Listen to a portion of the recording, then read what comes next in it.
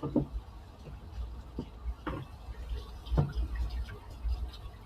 evening, everybody. Hello, all. I hope everybody's doing good. Happy hump day. It's Wednesday. Yes, it's Wednesday. I had to check myself a little bit there. It's Wednesday. Welcome, everybody. Thank you for joining. If you're joining us live, I'm so excited that you're here. I appreciate you being here.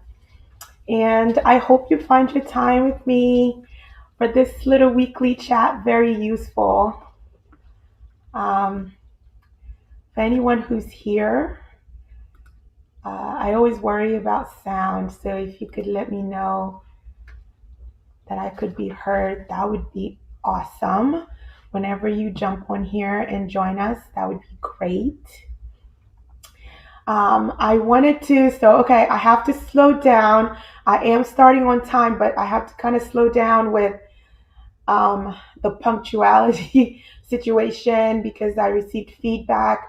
Folks would like a minute or two of grace period. So I'm just going to, I promise to be respectful of your time always. You know me. So I promise to be respectful of your time. We're not giving anybody like forever to join us, but I do want to give them a couple of minutes to give those that do want to join us live to be able to, and then we'll get started. Um, so it's I feel like it's already been a couple minutes. Um, it is September 28th. Oh, awesome. Thank you, Hadassah. Thanks so much for joining us. It is September 28th, guys. Like, I kind of can't believe that we are at the end of September. This is when, like, everybody kind of starts tuning into time, like, really, really closely and being very cognizant that every single week they should be working on and trying to accomplish something to move you one step closer um, before we get to mid-year, aka the Pharmacy Hunger Games, so that you're prepared to be successful for the week at mid-year. I'm going to go ahead and get started. Like I said, people have things to do, and I want to be respectful of your time. Today's topic is really something that I think I've gotten into a couple of different discussions with a few people about it that have connected with me who weren't sure if they needed to keep community based residency on their list or not. Um, this, um, this uncertainty is essentially due to the fact that they see a community pharmacy or a chain pharmacy affiliated with the residency program and immediately they are turned off. So that's been something that I feel like I've been discussing quite a bit to try to kind of explain how affiliations come about and why some of those affiliations are important, particularly for the learning experiences that you're hoping to get from your residency programs. So and then I kept getting things in the inbox inquiring about what can I talk about with community-based residency and the type of people that it would be a great fit for.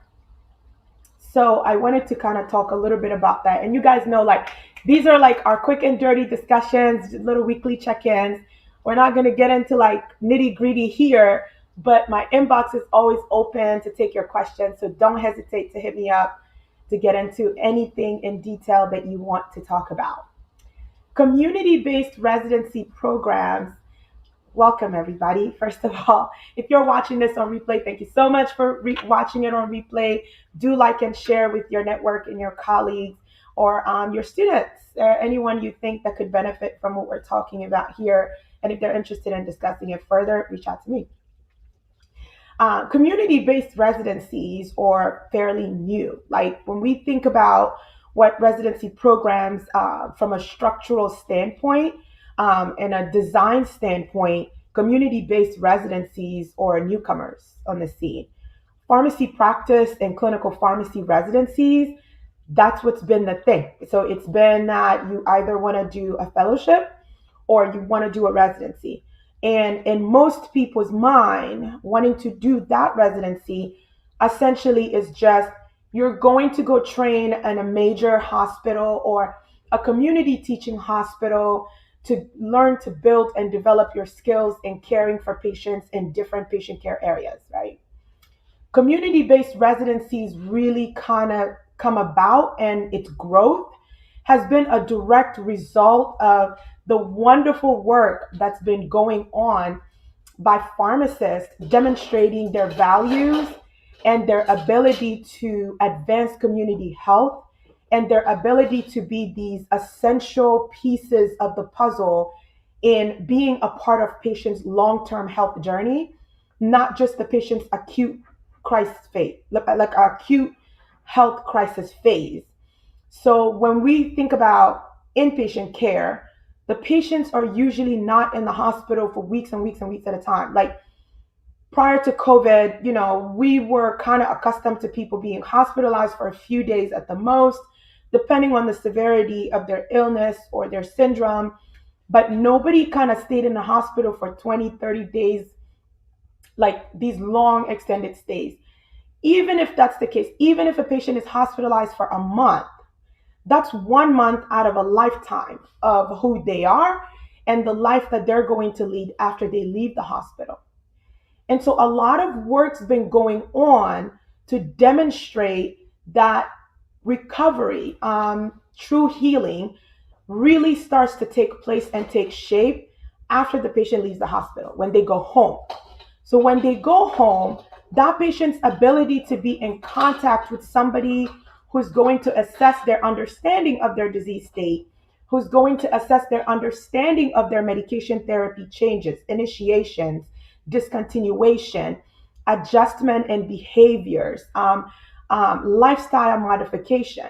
Having someone on that patient's healthcare team who's going to have a really good holistic approach about making sure that their road to recovery is one that's really smooth, but that the patient can get educated and empowered to engage in their care so that they're not constantly coming back to the hospital for preventable reasons, right? Like all of the magic and the beautiful things that pharmacists are able to do, it really happens due to our ability to prevent, like preventable medication related therapy problems that lead to poor patient outcomes.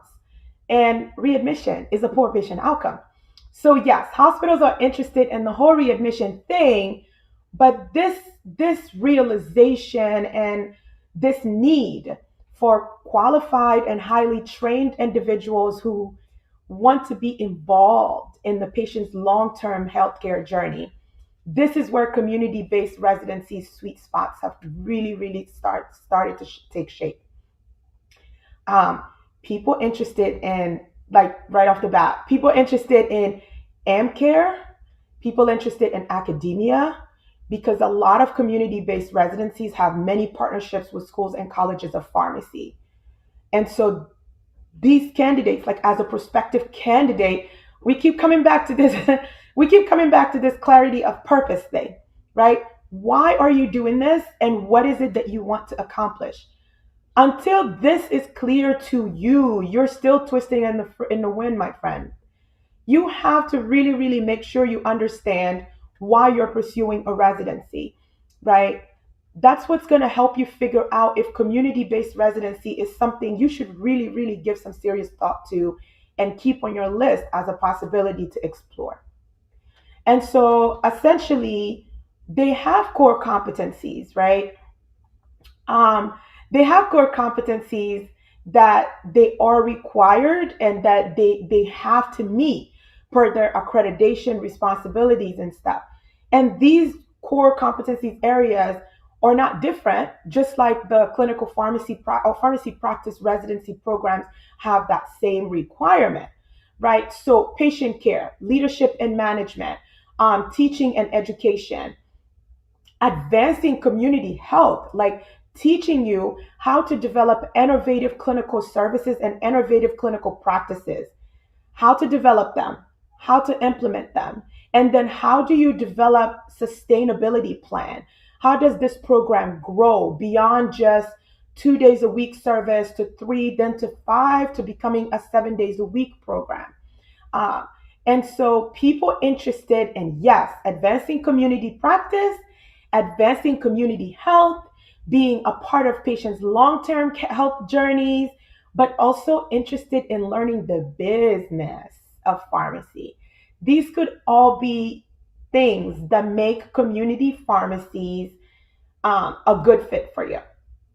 And so I don't want you to box yourself in and believe that if I'm interested in AmCare, I have to do a PGY2 after doing a pharmacy practice residency, or I don't want to do a community based residency because it's affiliated with a chain pharmacy.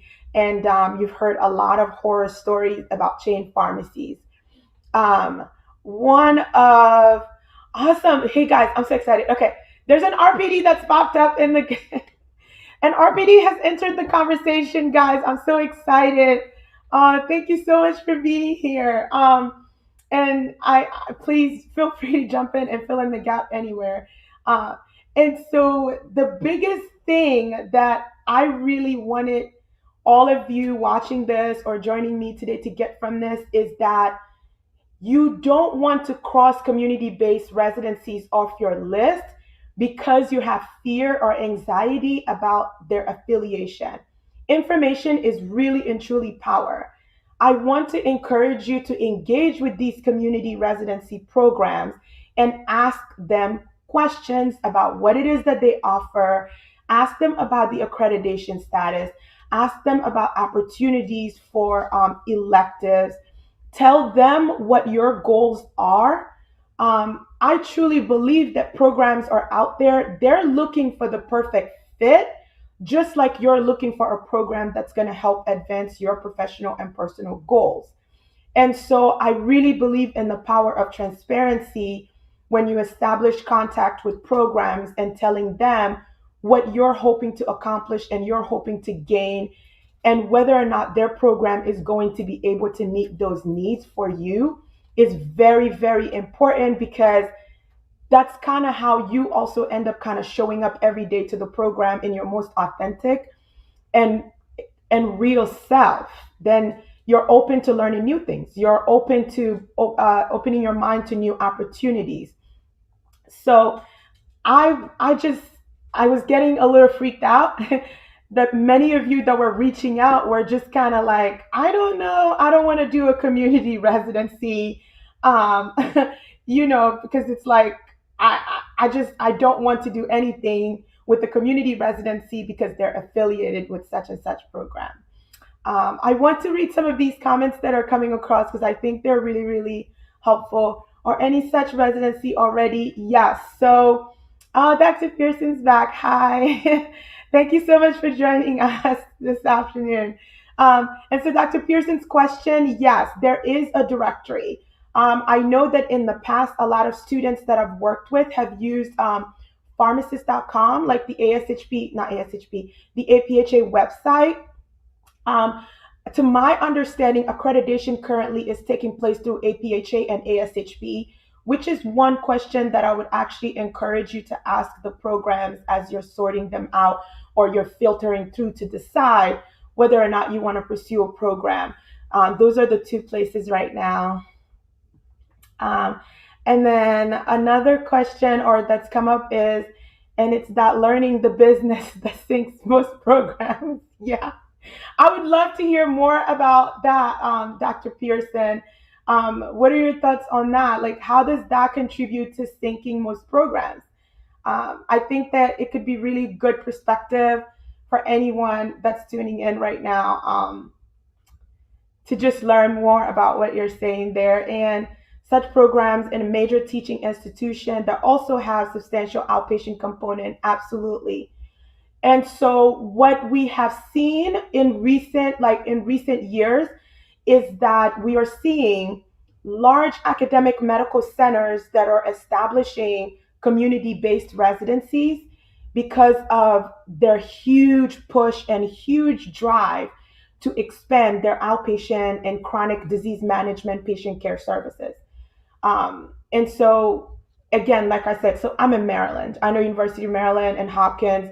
These are some of those academic medical center. Oh my God, VCU is another one in this area that has a really, really big program that has several positions for community-based residencies because this push for chronic disease state management and getting um, trained pharmacists that could go into any community to kind of help establish, implement, and grow some of these innovative clinical services is becoming more and more important as the health system, as a country, or a reimbursement models in health systems are going more towards a value-based service. Um, Dr. Pearson, I'm sorry. All of Dr. Pearson's comments, they always crack me up because it's like the Chins have no part in training the next generation to turn their noses up at taking students. Um, but so the postgraduate information series that's going to launch on Monday, I have a few fellows that are going to kick things off, but there is still room, and I'm looking forward to having community-based residents and community-based RPDs participate in this. We still have dates in November that are open. I think that prospective candidates are very conflicted. Those that I've heard from, of course, I haven't heard from all of the thousands applying this year, but many of them are conflicted and can't seem to fully understand how they could be, or how a community based residency could be a fit for them. So I think like the more conversations we're having about this, or even hearing from previous community-based residency graduates who are having beautiful, like some of my most amazing colleagues were community-based residency, and they like I don't see that there's any deficiency in their training and their knowledge because I did a pharmacy practice residency that I'm better off, or like no, I have not identified no such learning or gaps deficiencies. And so I wanted to kind of give you guys some pointers and some questions that if you do reach out to a director or you speak to a current resident, or as you do your research on a program's website, here are some things or questions you want to ask or you want to get answers to help you figure out if a program is a good fit for you.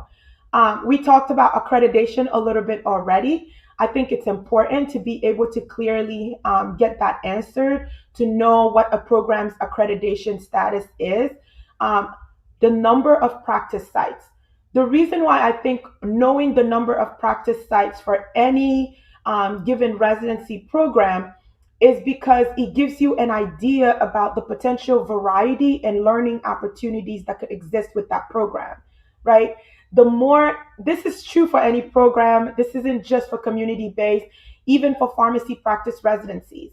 If the number of electives are limited, you're going to be limited in what you have to choose from as far as what you want to be exposed to and what you want to get kind of be adapt with or have exposure and experience in.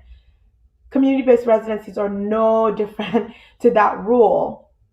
Find out what their practice sites, or what are the numbers of practice sites that they have, so that you can kind of gauge how many or what the opportunities for exposures look like for you. And then the other thing is, I was talking about this just a moment ago, finding out what graduates from the program are up to right now and what graduates are doing, and finding out what they're doing. Like, no two people's journeys to where they want to go is the same. Please be mindful. But I've always find it very, very like incredibly powerful if you know what the previous graduates are doing, then you can kind of sense what this program is able to prepare their residents to be able to go on and do. That's all it tells you. Um, people's drive, their level of ambition, how aggressively they network, how well that there's so much that goes into crediting why somebody is where they are. But if five people have graduated from this program and have all gone on and been and have successful community-based practices, or have successful collaborative practice agreements where they're practicing as part of a multidisciplinary patient care service or program in their clinic, I don't have any reason to believe that we can't accredit some of that success to the clinic and the training that you've received at that clinic. So that's one of the things. One of the other things I think is important is understanding the program's affiliations. Programs affiliated with schools and colleges of pharmacies are going to offer you an opportunity to teach, perhaps. I think this is a huge plus, and this could be something really, really great for you, both from a learning perspective, but also even for a future thing. If you decide that you want to pivot for some reason, let's say, and so find out if they're affiliated. Find out the staffing requirement. Um, I don't care what practice you're going into. It doesn't matter if it's pharmacy practice or community based. Knowing what the staffing component of your year or your week or your month is going to be is very important to your decision making process.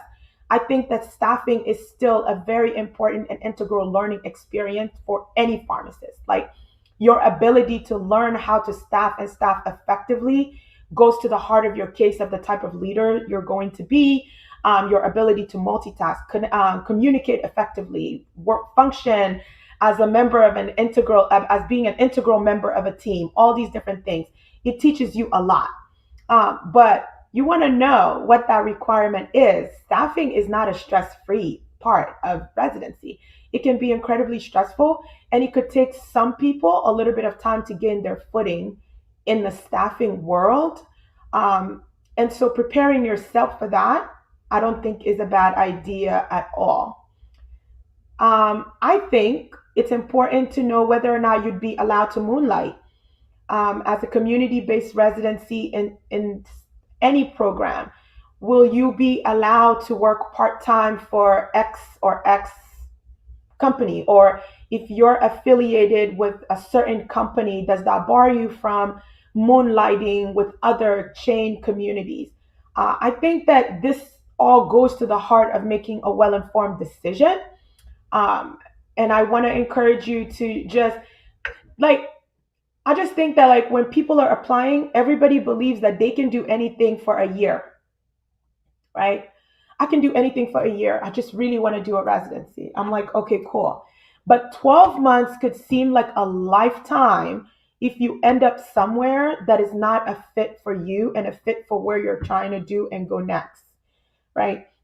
And this is why I really think that the more people you talk to, the more people you engage with, and turning information on a website into real world applicable information for you is going to be your biggest insurance policy in making sure that yes, this is going to be a difficult year, but at least I know that I am being put back together and I'm going to emerge a better version of myself. Like, at the end of the day, I don't think anyone goes into a residency because they want to come out a mediocre version of what they went in as.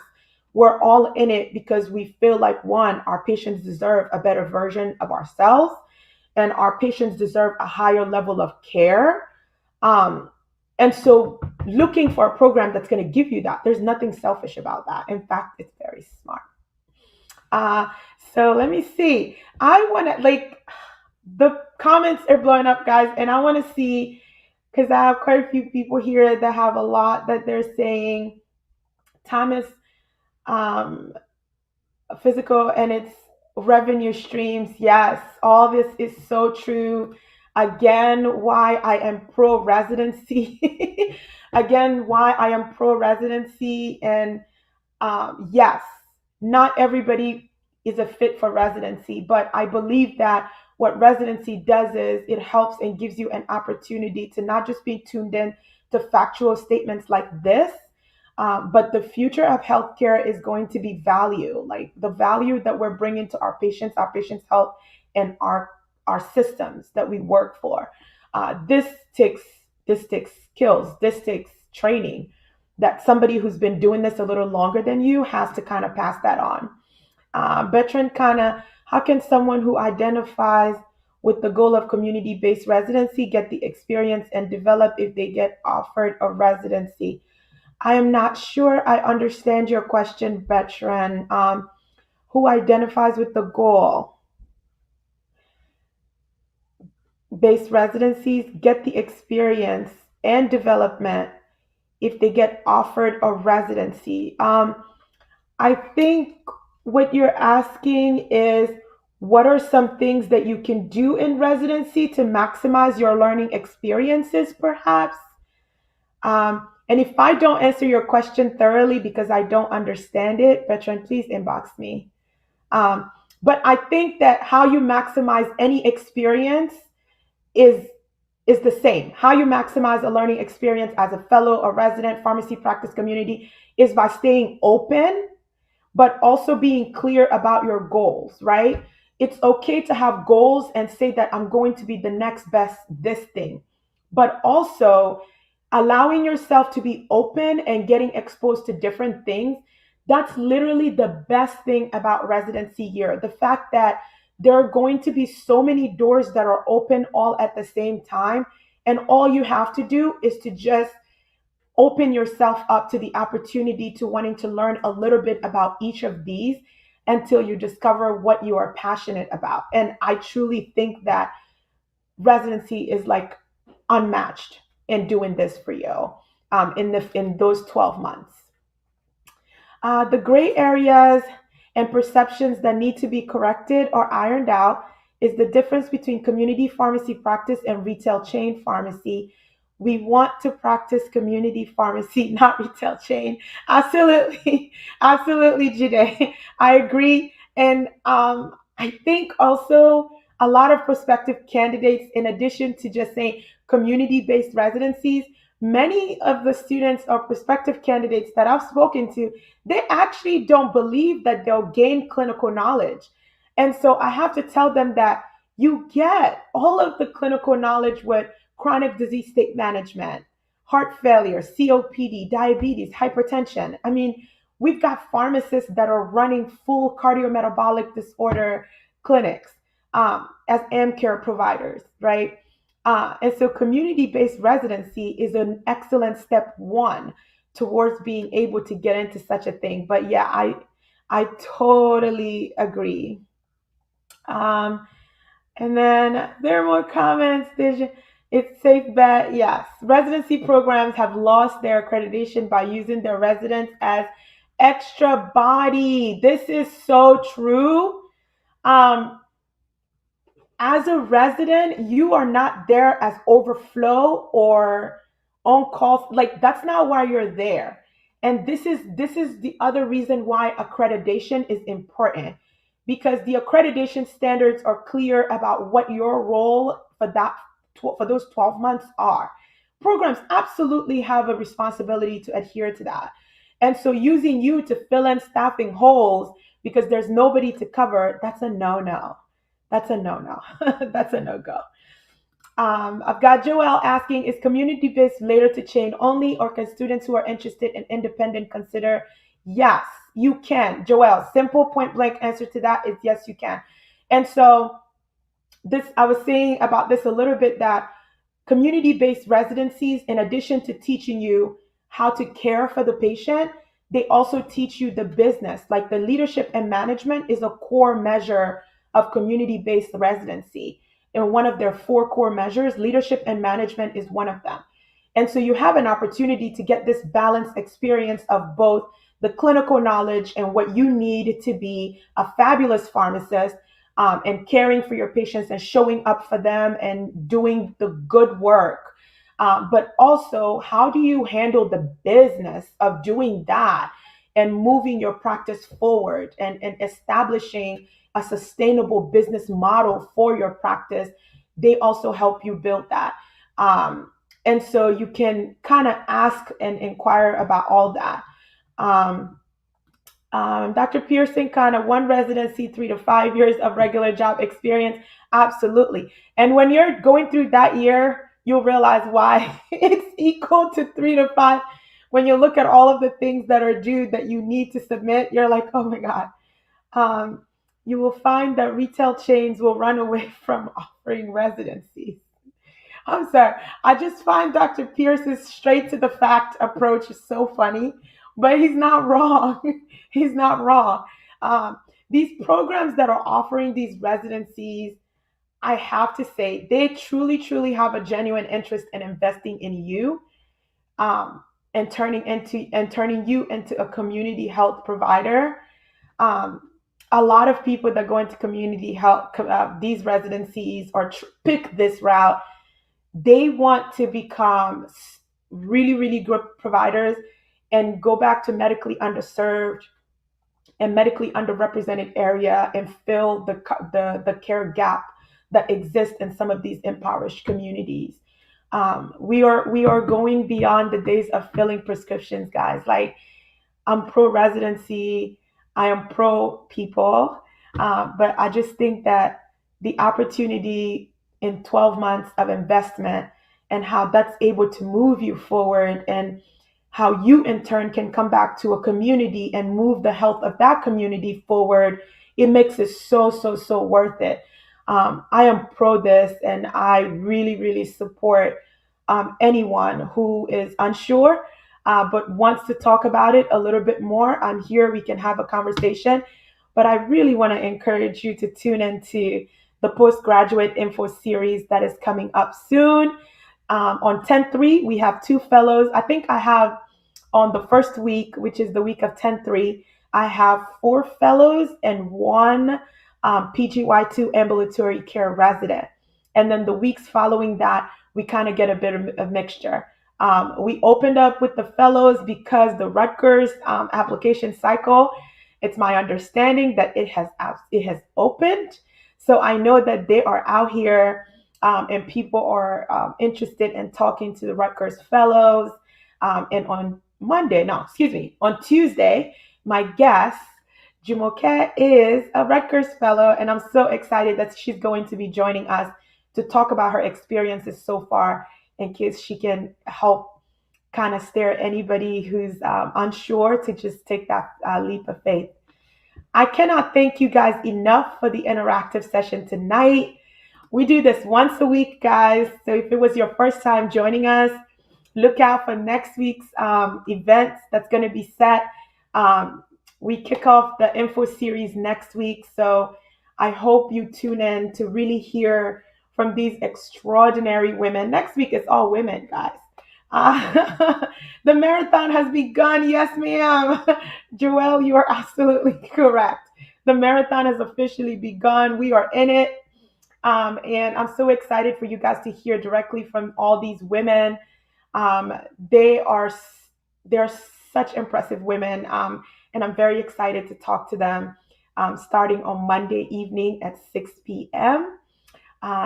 But that is it for tonight. And again, thank you everybody for joining me. And you guys know the drill. Like, the conversation and the talk, it continues in my inbox. And have a great evening. Thanks, everybody.